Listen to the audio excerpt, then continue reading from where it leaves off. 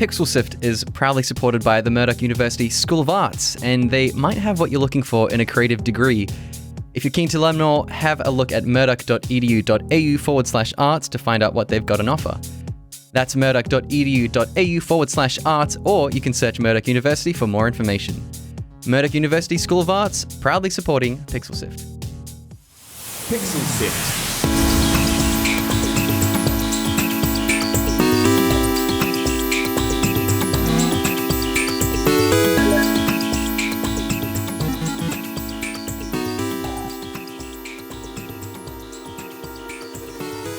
Hello and welcome to episode 141 of Pixel Sift, this show dedicated to indie games from around Australia and the world. My name is Daniel, and with me tonight is my co-host Gianni. Thanks for joining me. Hello, how are you going? Very well, thank you. And our guest this week is Josh Sacco from Deadleaf Games. Josh is the developer of Nom Nom Apocalypse, a twin-stick food-themed multiplayer game. Thanks for joining us tonight, Josh. No worries, great to be here. But before we get to that, Gianni, what are we taking a look at today? Now, the COVID-19 novel coronavirus, it's probably not something you'd expect to hear about on a video games podcast, but it's having a big health impact to people all around the world. And in this economy, a number of gaming events, a number of gaming products have also been impacted by this virus. All right, let's get into it. Australia's best video game podcast. Subscribe to Pixel Sift on Apple Podcasts, Spotify, and wherever podcasts are found. Now, the COVID-19 novel coronavirus has been dominating the news. The World Health Organization has declared that Wuhan coronavirus outbreak a global emergency, which has only ever happened 5 times beforehand. Now, it's having a devastating impact on people's lives, and hundreds of people have died because of the impact of this virus. And it's also having a big impact on the economy as well. And in this sort of globalized world in which we live, it means that a lot of plans when it comes to the world of games are also changing. Now, we don't want to say at any point that games are anywhere equivalent to keeping people safe. It's obviously much more important for us to make sure people are healthy and safe and that they're taking care of. But this has happened to coincide with a number of large events that are happening around the world and the releases of a number of big console releases. And now, Daniel, we've been looking in the news recently, and the Game Developers Conference is coming up very, very soon. And a number of studios have actually had to pull out as a result of that, haven't they? Yeah, they have. So far, this isn't the full list, but notable mentions include PlayStation, Facebook, EA, and even Kojima Productions have all cancelled GDC appearances. EA saying, as a result, we are also cancelling our official participation at GDC and limiting attendance to other events. And we are continuing to monitor the situation and will adjust guidelines to our employees as we feel is appropriate. So one thing that's interesting is that Facebook has also said they are still planning to make big announcements at GDC around its Oculus business, but instead it's going to do so via digital formats. So things like live streams and that sort of thing rather than actually being in person. So Gianni, do you have any thoughts about that? Oh yeah, I think it's interesting. I mean, the alternatives are actually available now, which is a great thing for people to take part in these events remotely in the safety of their own home without the risk of traveling, which is what obviously they're quite concerned about. And I think it's going to be quite an interesting event. I'm wondering, Josh, a lot of people do make the trip to PAX East and they make a trip over to GDC. Do you know of anyone who's sort of maybe changed their plans or are questioning their plans around those big events in the US? No, I haven't heard anyone change their plans. Everyone seems to be still going. So it's quite surprising to hear the big players change their mind about the events. Yeah, it is definitely interesting. Even with Sony Interactive has said that they've made the difficult decision to cancel their participation in the Game Developers Conference, and they said it's the best option as a situation related to the virus and global travel restrictions are changing daily, and they're disappointed that they have to cancel, but the health and safety of the global workforce is the highest concern. So this GDC 2020 runs from the 16th of March to the 20th, but people start traveling from all over the world for other events that happen outside of that. And that travel situation has caused a lot of concerns. But there's also, which we've got part of the Pixel Sift team, Fiona is actually heading over to Boston at the moment because PAX East, which is a big consumer show, is happening there at the moment. And a number of companies have had to pull out of that convention as well. So PlayStation and Sony, for example, have cancelled their appearance at PAX East, and they were expected to show games that are just about to come out, like The Last of Us 2. And a number of Chinese-based exhibitors had to cancel their presence at GDC or send their North American staff to run their booths. It's sort of an interesting sort of situation in which to have, and I can understand why people would be worried about this. But there is actually a game that people often do turn to whenever there's a large sort of global health situation like we have with this particular virus, and it's the Plague Inc. games. Apparently people start to jump on that and they start using the model. And there's actually the developer of that, Endemic Creations, actually put out a statement, didn't they, Daniel? They did. On their website, they said, the coronavirus outbreak in China is deeply concerning and we've received a lot of questions from players and the media. Plague Inc. has been out for 8 years now, and whenever there is an outbreak of disease, we see an increase in players as people seek to find out more about how diseases spread and to understand the complexities of viral outbreaks. We specifically designed the game to be realistic and informative while not sensationalizing serious real-world issues, and this has actually been recognized by the CDC and other leading medical organizations around the world. And they've also said, however, please remember that Plague Inc. is a game, not a scientific model, and that the current coronavirus outbreak is a very real situation which is impacting a huge number of people. We would always recommend players get their information directly from local and global health authorities, and then they've listed a bunch of links to go and find out more information. Something that I found pretty interesting was that GDC, they're following government protocols and guidelines around the situation, and so it includes things like enhancing sanitation procedures and adding more hand sanitizer and cleaning facilities more frequently to stop any potential spread of this. And it seems like there's just been a bigger alert as far as this goes, because obviously, a lot of people do travel from all across the world, and something like GDC, which is mainly networking and meeting developers and shaking a lot of hands. Exactly, shaking a lot of hands. Yeah. When I went to GDC last year, I got sick as well, and there wasn't a coronavirus or anything, but these types of conventions tend to get people sick as the days go on, just because of the sheer number of people that you're in contact with every day. I think it will be really interesting to see how a number of these companies sort of change their strategies and see how they still get that information out. Do they pause these things? Because, a lot of these announcements that will be made would have been planned, 6, 8, 9 months ago, potentially, to line up with these particular events and to see how that gets delivered. Does that get postponed? Do they still deliver it in another way? And whether or not it will fundamentally change the way that conventions like GDC and PAX work in the future. I think it will be very, very interesting to see. Yeah, definitely. And not only that, but the virus has actually caused other disruptions in the gaming industry. So it's not just the conventions, but it's caused things like game delays, hardware shortages, even postponing and cancelling events such as esport competitions. So it has affected it in a pretty big way in the gaming sector. We'll just have to see how it goes, and hopefully everyone stays safe when traveling all around the world, and they still get the most out of what they can. And of course, if you want more information, you can head to your health resources and check out sites like the ABC, which are doing a good job covering this and to get everything up to date. Definitely. Coming up very soon, we're going to be chatting to Josh Sacco and his game, Nom Nom Apocalypse. Mitch, what's Discord? Discord is an online chat service that most gamers use. Incidentally, you can also use it to talk to us at pixelsift.com.au/Discord. Yeah, you can talk about episodes, you can talk about upcoming topics, you can probably even coerce Mitch into playing a game with you online. That's not going to happen. That is going to happen. You're doing it. I'm saying that's happening. Sorry. Yeah, well... Join Discord. You should grow your beard back. pixelsift.com.au/Discord. So today we are joined by Josh Sacco from Deadleaf Games, and he's here to talk about Nom Nom Apocalypse. So Josh, for those of us who don't know, what exactly is Nom Nom Apocalypse? It's a food mutant shooting twin stick shooter. Sort of rolls off the tongue. Yeah. We, Yeah, we were so- we were really curious because obviously that sort of apocalyptic shooter is a mainstay for video games. But where did the idea for using different types of fast food like noodles and chips and burgers and all of that sort of thing come about? Well, just firstly, 10 years ago, I used to flip burgers for a living before I got into the game industry. So I got experience with all sorts of different greasy sort of foods. And they were your enemies. Yeah, so I got personal experience there.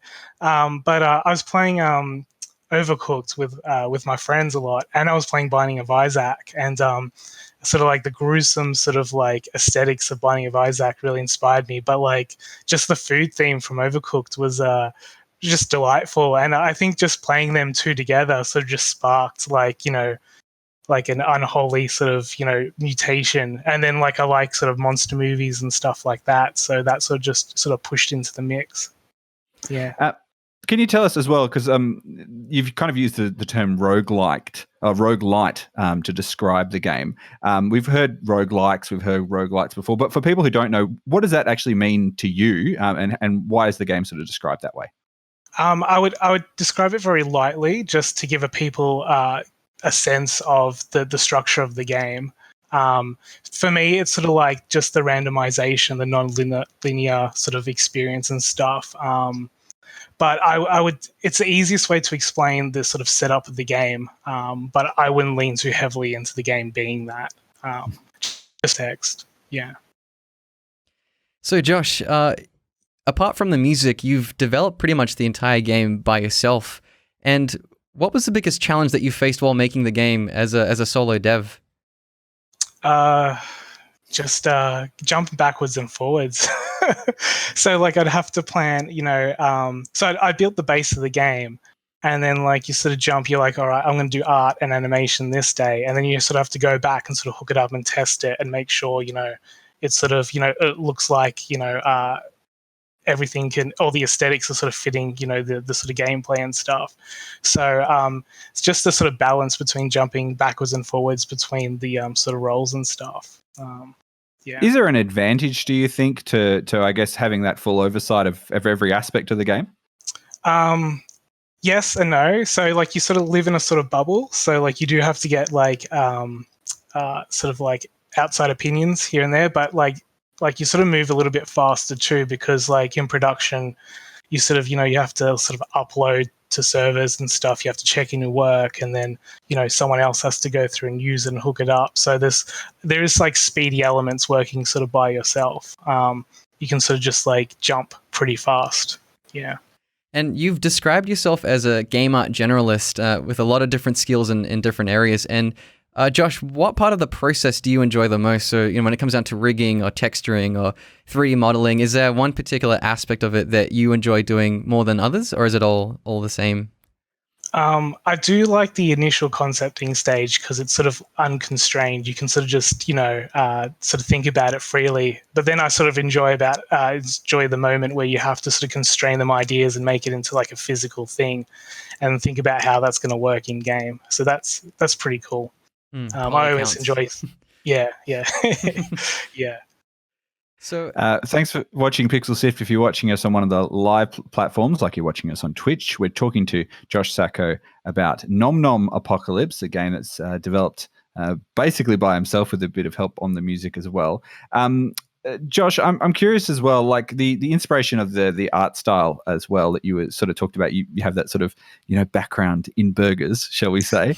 Yeah. Well, can you tell us what did you do to kind of develop the character and the style of the game? So I guess it's the style sort of comes from my personal style, a long running style that I have. But my goal was to create something that just felt chunky, sort of like globby, like just very chunky and wet, and then yeah, and then sort of monstery as well. So just fangs and claws and stuff. Yeah, and then colorful as well. So I wanted something that was very colorful. Chunky, wet, fangy, and monstery. That's an elevated pitch if I ever heard one. Yeah. So, yeah. There are a lot of... sorry, continue? No, continue. Yeah, go. I was going to say there's a lot of different games that are set in an apocalypse. There's for example, The Last of Us and Fallout and that sort of thing, but not really one with food before. But Josh, from your opinion, what do you think makes the apocalypse setting fit so well within video games? There's sort of a call to action, like it's the last stand, like, this is the last stand to save humanity. And then also you can do a lot with the environments as well. So you can be more creative with the environments, I feel. Like I was like, what can I stick? The mall becomes like, a frozen wasteland or a frozen dungeon. I just feel like it's really easy to sort of manipulate the environments and create a story from. We've got a question from someone on Twitch who asks if there was a lot of eating of fast food while making the game. There were nights. There were late nights where definitely McDonald's and KFC. Can you tell us as well, what does a typical workday look like for you? How does it roll out? So during production, I'd wake up 6:30 a.m., grab a coffee, sort of go over some notes. I sort of have a list of sort of things I want to do for the day and the week, and sort of attack it that way. That's pretty much it. There's no sort of it's.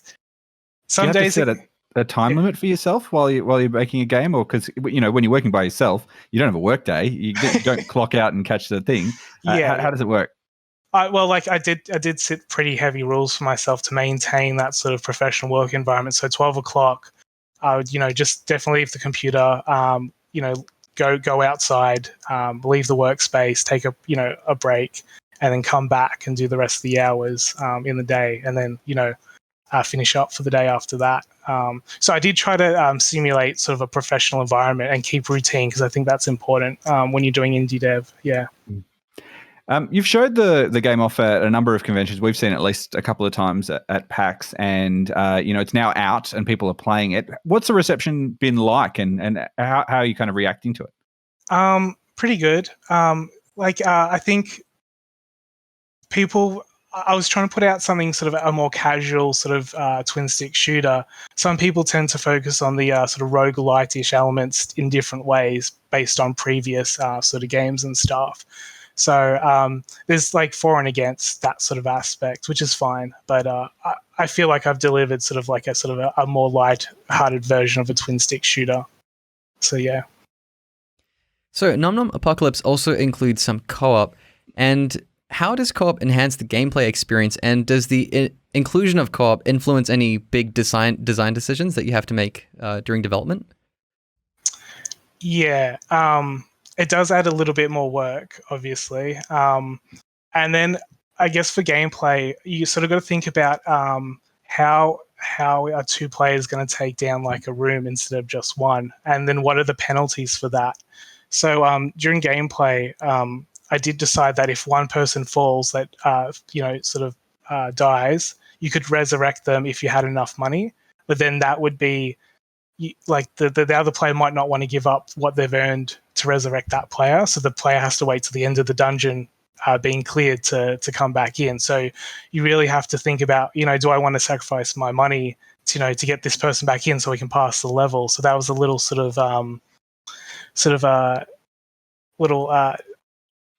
point that I thought that players could have a sort of interesting dynamic with their experience. Do the enemies scale as far as like how many players are on screen, and do you have to think about enemy damage output and that sort of thing, or is it more different in the sense of when you have just two people? Bosses and mini bosses will generally have more health with two players. I did find that the screen is a little bit more noisier, so it does scale up a little bit with two players, but not too much, because I felt like sharing the screen with someone as well as the noise does make things a little bit chaotic in a good way. So it was good to see that sort of perspective and that difference. Yeah. How did you tune the game to make sure it felt right? If you're working mostly by yourself, what is the process of testing and get the feeling right for the game? I did get testing, and I did get someone in to sort of help give their feedback. So I did get a playtester in. That's the most difficult process, is figuring out how how something should feel like here, and then how something should feel down the line. And the way I sort of designed it is each dungeon sort of goes in waves, so it like rises up, goes down, and then just peaks again at the end to make sure like there's that sort of interest level, and you're not just sort of like throwing enemies constantly at the players and stuff. So they get a bit of breathing room. And then as the levels progress on, it becomes more about surviving more dungeons and harder enemies and stuff from there. Yeah. You mentioned that you've been making games for quite a long time now. You've got a bit of experience behind you, and kind of working through this, you've got a pretty good sort of work style. But I'm wondering, from the beginning of the project and to the end, was there something you just look back and go, man, if I had my time again, I would just completely do that differently? Yes, definitely. I think everyone does, but Have you got an example? I would say that I'd probably want to spend more time probably working with the level design. Level design I sort of redid a few times because I found as I was adding the art, like I had to sort of like think about how the flow of the sort of levels would work more. So I'd definitely spend a little bit more time designing levels. And yeah, just leaving, because I was like art's sort of like my thing, I could afford to sort of like push the art back a little bit more. But yeah, definitely like you always learn from, your mistakes. So, doing things differently is always a thing. I guess the other flip side of that is there's something in there that you are just so proud of and you love showing off whenever it comes along. You're like, have a look at how I put this together. Yeah, I mean, I definitely love the bosses. Like, I feel like they're the biggest sort of thing on display and stuff. I enjoyed designing them and think like trying to subvert the normal from typical twin stick shooters, because I didn't want to fill the screen with bullets. So I was like, I've got these monsters. What can I do besides putting bullets all over the screen? Can they like lay traps? Can they spew out something different? So it was fun to sort of tweak and muck around with what these creatures could do that people hadn't seen before. So yeah. Josh, as far as your target audience or the people that you would want playing your game, did you design that in mind as far as a certain demographic or a certain type of player? Yeah, it's sort of hard to say because like some people will surprise you. I did at PAX, I did have people go, I usually don't play these sorts of games, but I did like this one. So I do feel like I've got a sort of different audience than I thought I would. And a lot of people have been asking for it on Nintendo Switch. So, it feels like maybe my intended audience is a little bit different to what I initially set out to do, but I'm pretty happy with that. So, does that influence any design decisions as you move on and you realize that maybe people that really respond to the game are having suggestions and that sort of thing? Yeah, I did take quite a few suggestions from PAX, so that was good. And other people who have sort of given the input, and definitely, yeah. We've got another question from Twitch from Vussi Pagan, who asks, could this game potentially be part of the Aqua Team Hunger Force expanded universe? I've heard people bring up them characters before. Maybe. I don't know. Would fit. Is it? Yeah. Josh, if people want to play the game, whereabouts can they find it? Currently on Steam. Okay. And have you got plans for other platforms down the track? Yeah, I do have plans for Xbox and Nintendo for now. Yeah, and currently adding more content to it. So yeah. And I guess if you had to sort of wrap it up, you've said chunky and wet and like colorful and all that sort of stuff. But like, if you had to say, if someone likes this type of game, then Nom Nom Apocalypse would also be for you. How would you kind of frame it for them? Oh, I would say if you like taking out a horde of cheeseburgers with a mustard shotgun and racking up a score combo, then this game's for you. A unique experience you might not be able to find anywhere else, I'd say. It's starting to make me hungry now. Getting to dinner time. Yeah. So it's called Nom Nom Apocalypse, available now on Steam, and you can check it out. Just search for Nom Nom Nom Apocalypse, or look for Deadleaf Games on Twitter and on Facebook and all around. It sounds like a lot of fun, and we can't wait to give it a go for one of our Pixel Sift plays in one of the upcoming episodes. Awesome. Thanks for having me. Well, that's about all the time we have for today. Thank you for watching or listening to episode 141 of Pixel Sift. This episode has been hosted by myself and Gianni, and thanks for joining me tonight, Gianni. Thanks, Dan. Pixel Sift is produced by Scott Quigg, Sarah Ireland, Fiona Bartholomaeus, Mitch Lowe, myself, and Gianni di Giovanni is our executive producer. We wouldn't have been able to make 141 episodes of Pixel Sift if we didn't have the support of Murdoch University. Go and check them out and tell them that we sent you. If you're keen to learn more about a great creative degree, head to murdoch.edu.au/arts. That's murdoch.edu.au/arts. And as always, we'll be sticking links to topics we talked about in the show notes on our website. You can go over there on www.pixelsift.com.au.